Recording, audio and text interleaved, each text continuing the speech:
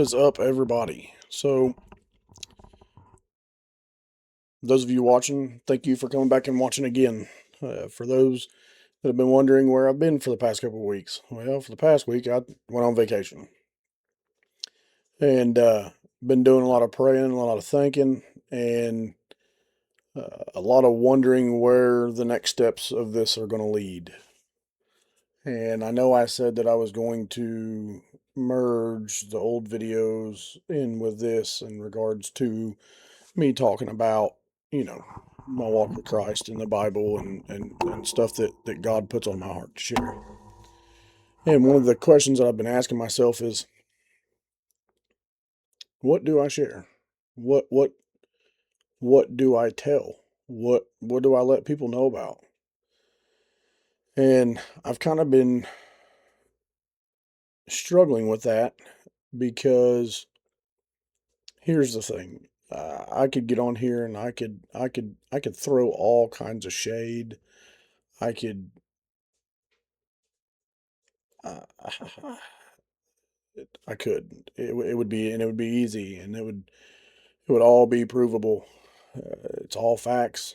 There's, but as I'm praying and I'm thinking about this stuff, and I'm asking God for the guidance on where to go and where to take this, I keep remembering and I keep seeing what Jesus did and how he responded to the people that come after him and what his response was. And in the vast majority of time, uh, his response was silence. His response was love.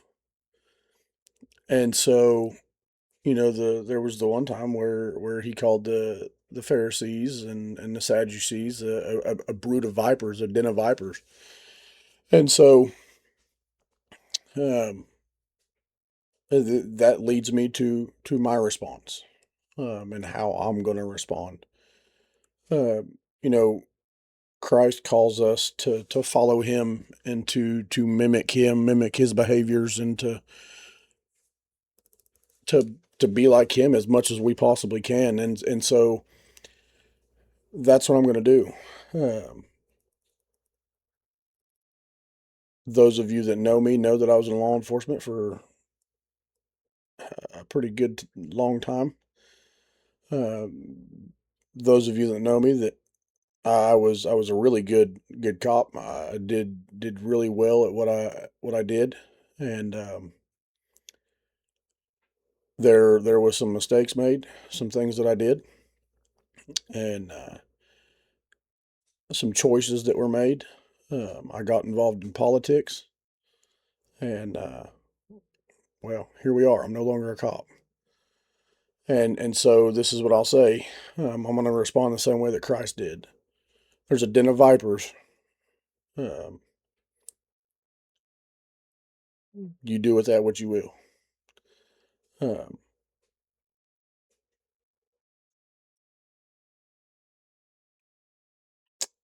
People can say what they want. I don't. It doesn't bother me.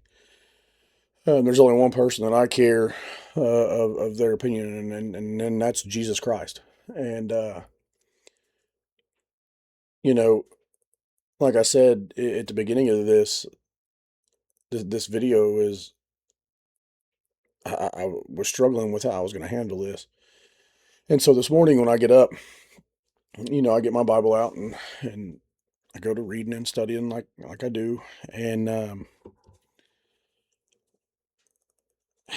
just flipped it open. I just opened it up and started reading. I had no plans, no nothing. I just flipped it to a book in the Bible and began reading. And it's going to be in First Peter 2 and 3. And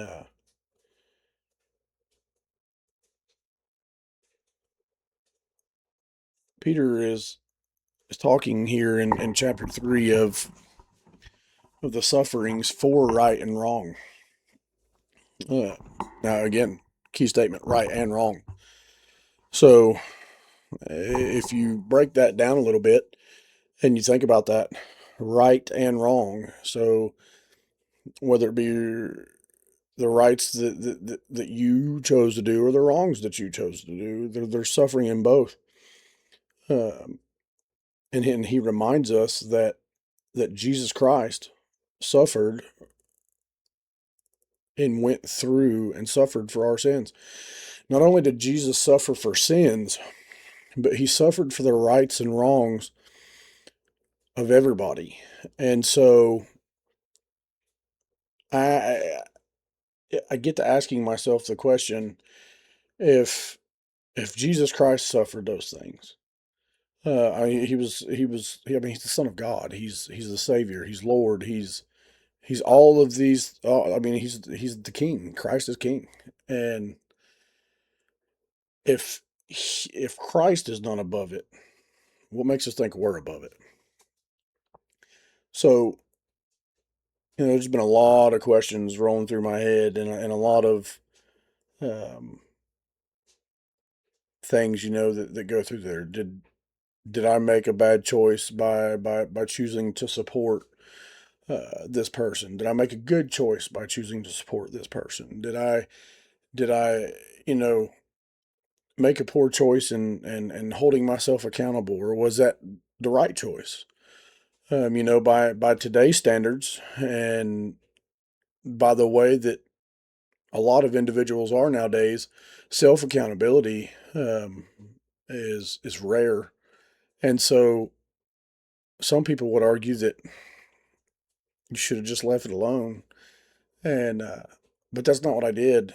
And one, because I feel like um, we have to hold ourselves accountable. We have to, in order to be, and in order to lead,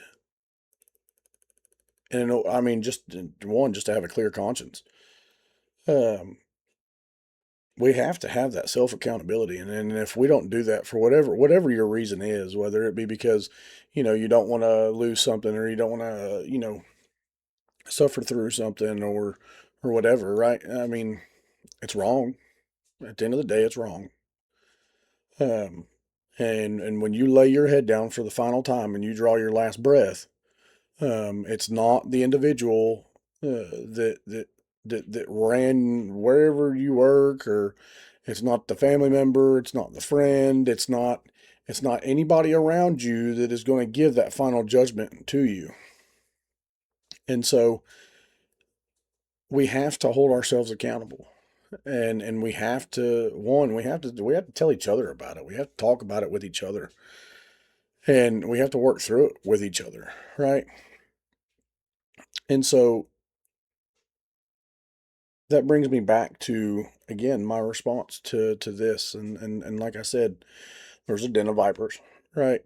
And I could sit here and say, oh, well, you've got this person, this person, this person, or this person that's held themselves accountable or been held accountable for things, or whatever, right? But then you got this person and this person and this person and this person, that just because they don't align with what you think or how you feel, or whatever, or they go against you, that makes you look bad, or whatever the reason. Just make it up. Pull it out of your own rear end. Um, oh, we're gonna crucify that person. We're gonna do everything we can to try to strip that person of what they have. And that in and of itself is absolutely wrong. And so I'm not going to participate in it. I'm not going to be a part of it, and I'm not going to do it. Um, the Lord says that judgment, punishment, and wrath belong to Him, and He tells us to trust Him, that all of those things will be handled according to His will. And when we get involved in things and we try to bring that judgment, or that the punishment or consequence, or whatever it is that an individual may have, that they deserve, or whatever, right? when we try to get involved in that and push that ourselves, we're no better than the individual that is doing it to others. We ain't no better. So again, I'm not participating in it. I'm not going to do it. Now, I that may upset some of you, and if it does, I'm sorry. Um, the point of this from the get go, when I started this, and the whole picture I had was to help people, to to lead people, and to show people that there are better ways, and that there are ways that, yeah, it may bring some suffering here. It may bring some suffering while you're wearing this, right? While you're in this body, it may bring some suffering. But you ain't above it. You ain't above it. Period. And many times I've read in the Bible of suffering, and how Jesus never promised that there wouldn't be any suffering here on earth, and while we're here in the flesh. As a matter of fact, he warned us that there will be suffering, and that there will be trials, and that there will be hard times. And it's not where those hard times came from. It's not how you got in them. It's not none of that. It's what you do during those hard times, and during those trials, and during those tests, that matter, that count. And so after some prayer and some thought, and some conversations with other individuals, again, I've decided not to do what I originally was going to do with this, and get on here and just throw shade and throw truth and bring things out. Because one, it's not my job. I'm not God. I'm not Jesus Christ. Um, I can't hold anybody accountable. The only thing that I can do is I can hold myself accountable for the things that I do. And I can control what I do, and I can influence my own actions and my own behaviors, and how I respond to things. And I'm going to do that in a way that reflects Christ, and I'm going to do that in a way that shows um, Christ is here working. And so that's what I'm doing. And there's just one thing that I want to read, that really stood out while reading through First Peter, and it's First Peter 3, and sorry, correction, First Peter 4. And so it says, it's Peter talking now. So it says, "Beloved, think it not strange concerning the painful ordeal or test which is to try you, as though some strange thing happened to you. But rejoice, inasmuch as you are partakers of Christ's sufferings, that when his glory shall be revealed, you may be glad also with exceeding joy. If you be reproached for the name of Christ, happy are you, for the Spirit of glory and of God rest upon you. On their part, he is evil spoken of, but on your part, he is glorified." So people want to run their mouths? Fine, run your mouth. People want to get on here and say things? That's fine. Do it. Don't care. It's not going to hurt my feelings in the slightest. Um, One, I know that it happened to Jesus Christ, and I'm nowhere even remotely close, in the same realm or even vicinity, um, come close to Jesus Christ, and never will. Um, and so I know that if he endured it, and if people did it to him, it's going to happen to me too. But I take comfort in knowing that just because I'm speaking truth, or just because I'm saying something that may, I don't know, make somebody feel bad in some kind of way. I mean, I'm no detective, um, but I'd call that a clue that you probably need to look at yourself real hard and real deep, um, and have a real good conversation with the Lord, and get it fixed. Because he'll fix it. Nobody's above that. Nobody's Jesus Christ promises us as long as we bring it to Him, He'll take care of it. And as long as we are sincere and genuine and have that real relationship and have that real conversation with Him, it doesn't matter what we do, He will forgive us. So now that's not to say that just because you sat down in a church pew or in your living room or wherever and had a conversation with Christ one time and think you're saved, but continue to do the same old things, right? That's not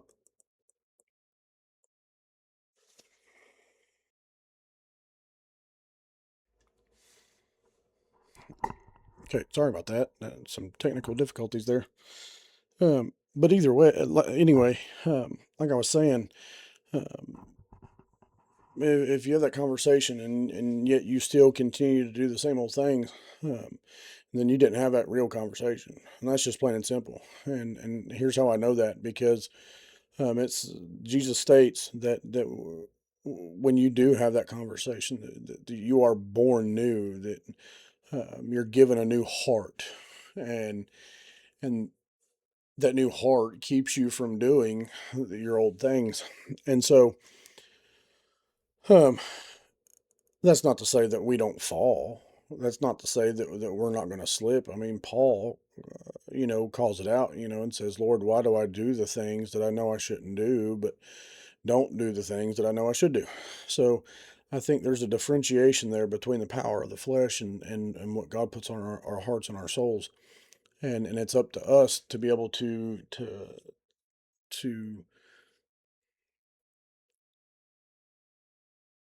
make that choice and continue making that choice to follow Christ and be like Christ. um, each and every day. When we slip, it's going to be an unintentional slip or whatever. It's not going to be. I don't think that anybody in their heart, when they do something, they do it with the intention of, oh, oops. Uh, I'm just going to turn around and ask for forgiveness and it'll be okay. Again, it don't work that way either. If you again, it goes back to the heart and what Christ does to us and how he changes us. And so I just urge you, have that conversation. You'd be surprised at what happens. You'd be surprised at what turns out. I mean, I'd be a liar if I sit here and said that the old Brennan would wants to get on here because a lot of people knows how I was and knows what kind of person I was. And I really would just like to call out everything and do something to have everybody else held accountable for their actions. But that's not my place. It truly isn't, and it's nobody else's either. Um, the Lord will reveal all, and how He chooses to reveal that is entirely up to Him. Um, but uh, right now, it's just not on my plate, and it's not my responsibility, and until the Lord leads me down that road, I'm not going to do it. And so, this is what I'll say: y'all take care of each other. Um, I had a conversation with my shift a long time ago. I mean, it really wasn't too long. Um, and I had mentioned to them and asked them, do we truly help people? And the response to that really was silence. And I'm just as guilty. I'm not placing myself above anybody. Because Lord knows I'm not.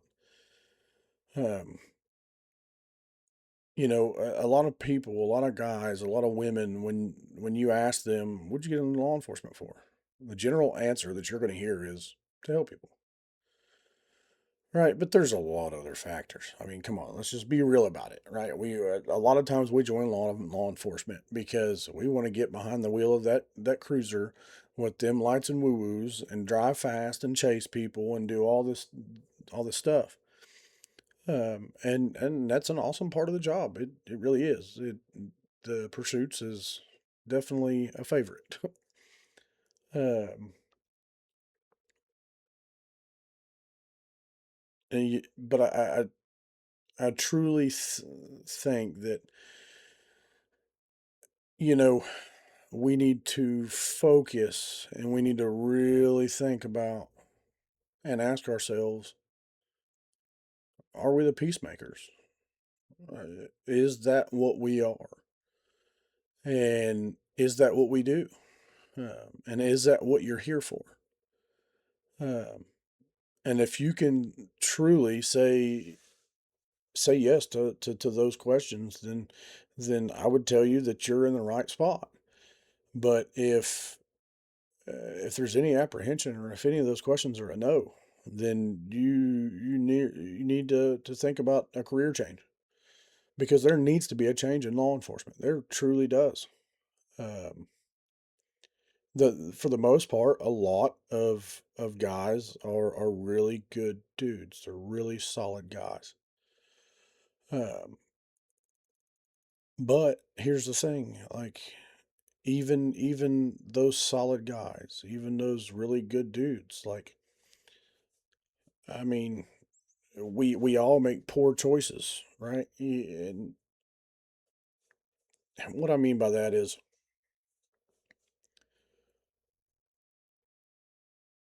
when you're a cop, you see some of the craziest things. Like, I used to come home and say to my wife, people never fail to amaze me. And it was a true statement every single day.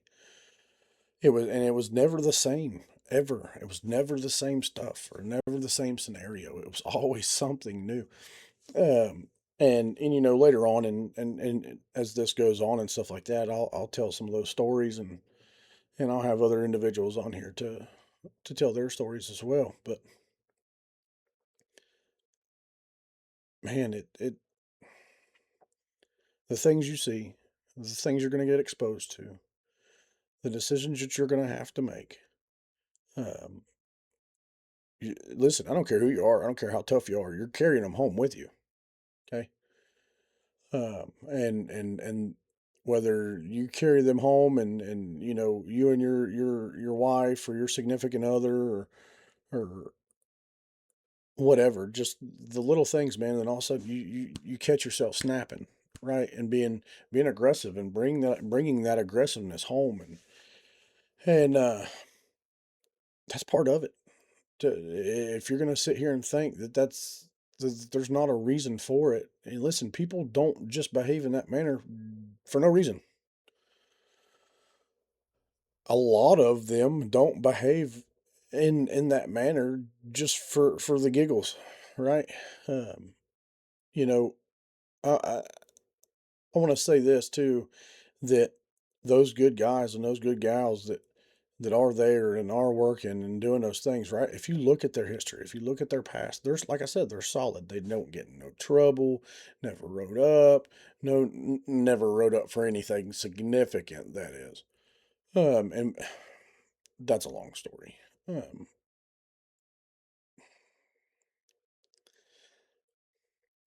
when I say significant, I'm going to elaborate a little bit because I'm afraid that some people out there that may watch this may think, "Oh, he's trying to cover for Pope." No, that's not what I'm trying to do.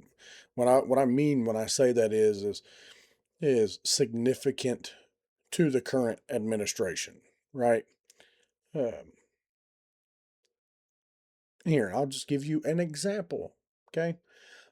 Let's say that there's an issue within your agency as uh, in regards to individuals that may be overweight, out of shape, not very healthy, to the point where they can't perform their job duties without placing themselves or others in harm's way.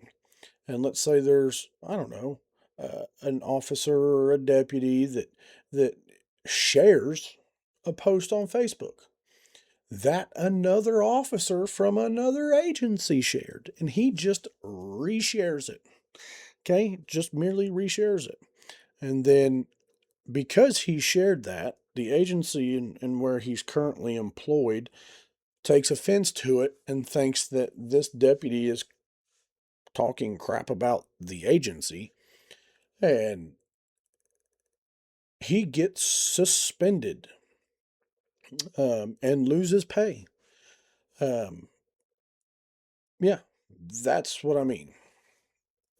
See how much crap that is? Either way, back to what I was saying. When you have those guys and those girls that are good, that are squared away, never been in trouble, never been written up, don't have a history of, excessive use of force or any kind of issues in the courts or with their cases or anything, just nothing, just squared away on top of it, people. And then all of a sudden, you got those individuals that either out of the blue something happens with. Within their family, they go through a divorce, or uh, they start relying on alcohol, or I mean, it's been known for officers to start using drugs. Um, we got to ask ourselves why, and we got to do something about it because, quite frankly, you know, I'm going to say this, and I'm probably going to make some of my military buddies mad, but I don't care. Um, and I'm not saying this as a general statement, and I don't mean this on a broad spectrum because um, my experience when I deployed was a cakewalk in comparison to others, and I know that. Um, and so I'm in no way trying to take away from the military at all. However, law enforcement officers are involved in so many critical incidents. And I mean, you think about it, if a soldier, for example, can deploy, go to war, be involved in shootings, be involved in IED explosions, and have traumatic brain injuries and all this stuff, and see the consequences of war, whether it be children getting hurt, children dying, their buddies dying, all this stuff, right? And come back home and get help through the VA, right? Now, granted, the VA is not the greatest, but it's there. It's something. It's more than what. It's way more than what law enforcement has, and law enforcement sees the same thing, just here at home. And I would almost argue that seeing it here and seeing your own countrymen and your own people and experiencing it here at home kind of hits on a little bit of a different level. And we got to do something about that. There has to be something established. It can't just be like, oh, we've asked these deputies and these officers to go out here and to expose themselves to these things and to go through these things, but yet when they start experiencing the side effects and the symptoms of going through these incidents and seeing this stuff and being exposed to these traumas, that all of a sudden they started uh, doing things to cope with it, and they've never gotten any help. They've never been offered any help. The only thing that you get every once in a while, probably once a year during your in-service training, is a really bummed mental health class that talks about, oh, if you're suicidal, here's this number, call this number. It will never be disclosed to us. Horse hockey. Um, or here's the county is offering some kind of telephone number that you can call and talk to somebody. Well, come on. We have to do a lot better than that. A lot better. And not only do we have to do a lot better than that, when we have solid people and those solid individuals start making decisions, we have to ask ourselves, okay, why? We have to sit down here and talk to these dudes. Hey, man, what's going on with you? Listen, we see that you're on a road of downhill stuff. What's going on? What's bothering you? You're not leaving this room until you talk. We're here to fix things. We're here to help each other. You know, you hear this oh, we're family, and you hear this, oh well, welcome to the brotherhood, and all this other stuff. And I'll be honest with you, like I don't believe it. I don't. It's a facade. It's make believe. It's not real. um Especially I mean, I just, it may be different somewhere else, but from my experience, I don't believe it. I don't.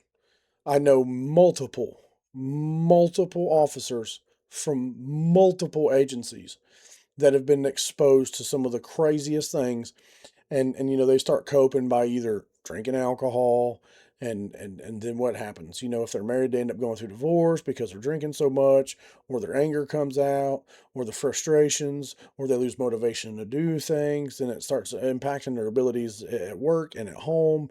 It's a massive snowball effect, and if we don't start recognizing when it's taking place, we're going to start losing a lot more officers than we want. Period. We have to take it seriously.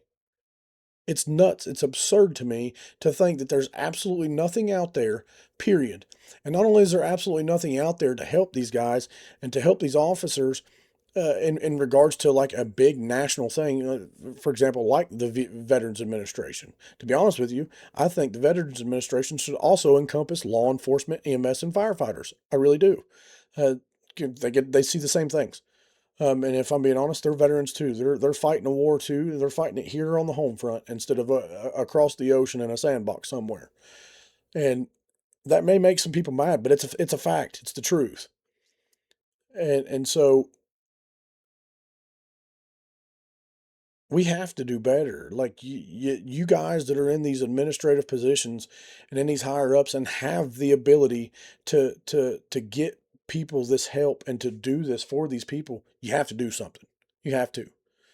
I'd be willing to bet that the suicide rate of cops is either on an equal playing field with military or higher.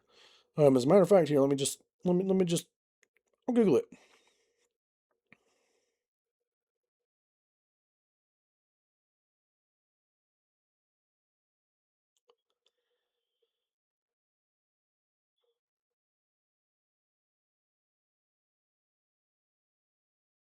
Wow. Okay, so this is the National Institute of Health, right? This is their statistics. The National Institute of Health Statistics says law enforcement officers face a 54% higher risk of suicide than the general civilian population, with an average of 153 to 184 officers dying by suicide annually.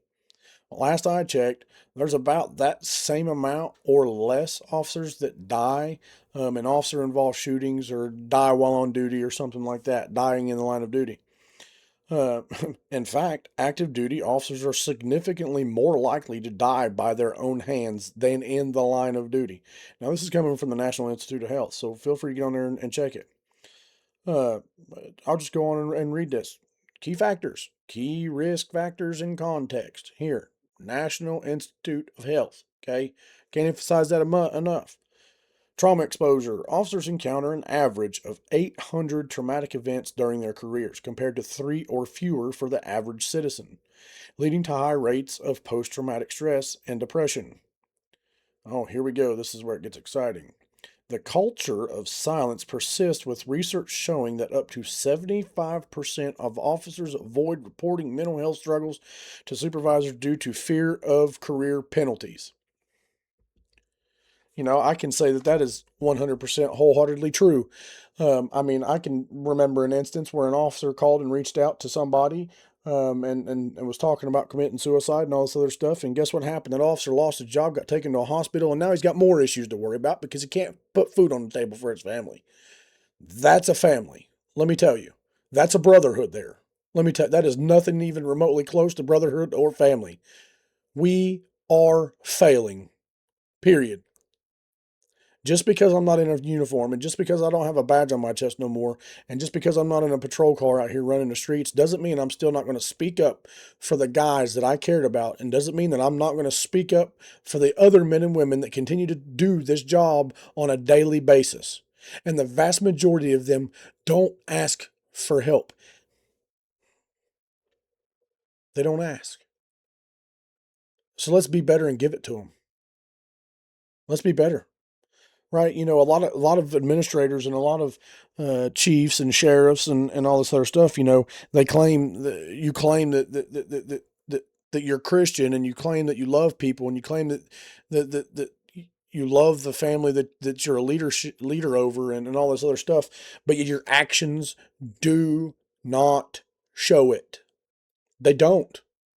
I don't care. Listen, I don't care what kind of icing you try to put over that cake. I don't care how you try to slice that pie. I don't care what perspective you try to look at it from. You all are failing miserably. When there's statistics like that, you are all failing. Every one of us. And it's pathetic. It needs to change.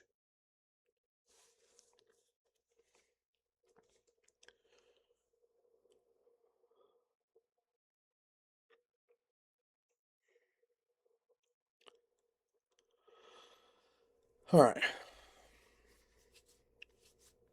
Sorry, got a little worked up there, guys. So, last video I talked about having and doing giveaways and stuff like that, right? I'm still going to do those. We're still going to do that. And again, the autos, right? You see them, they're still sitting there in the same place. 1,000 subscribers. So share the videos, push them out. Uh, Talk to your friends, talk to your family members. You know, maybe one day if this gets to the right person or comes across the right desk, man, we could only hope that real change happens and things are different. And it's, again, it's not just for the officers, because when the officers are getting the help that they need and getting the right support, um, and being treated like individuals and treated like human beings, um, that are not invincible, um, that benefits the community as well. So push them out. Like I said, 1,000 subscribers for the autos. Um, at 100, I'll do the EDC trays for the 100 subscriber mark. At the 500 subscriber mark, I got the Olight Baton 4 Pro. Um, Probably gonna throw in a knife or two. Um, I don't know. I got quite a collection over there, so I may throw in a couple of knives along the way just to kind of give things a boost. But again, thank you all. Thank you all that watch these videos.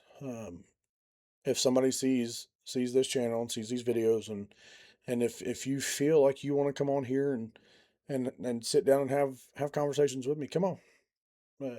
Anybody's welcome. Um, we'll have conversations and we'll put it out. And just give me a shout, give me a holler. And listen, y'all stay safe. If you haven't had a conversation with Christ, try it. And just, I mean, what else do you got to lose? Uh, Try it. See how it works out for you. And now, don't just have one little single conversation and be like, oh, well, nothing happened. You know, that's not how it works either. Just talk to Jesus. Okay. Listen, I love you guys. Stay safe. Keep your heads up. And if y'all need anything, give me a holler. If anybody has anything that y'all want me to talk about in the future, or any questions or whatever, feel free to put a comment in the video or shoot me a message, a private message or whatever. Um, I'll make sure to answer those questions. Like I said, if it gets asked, I'm gonna answer it. So again, God bless y'all. Stay safe. Keep your heads up.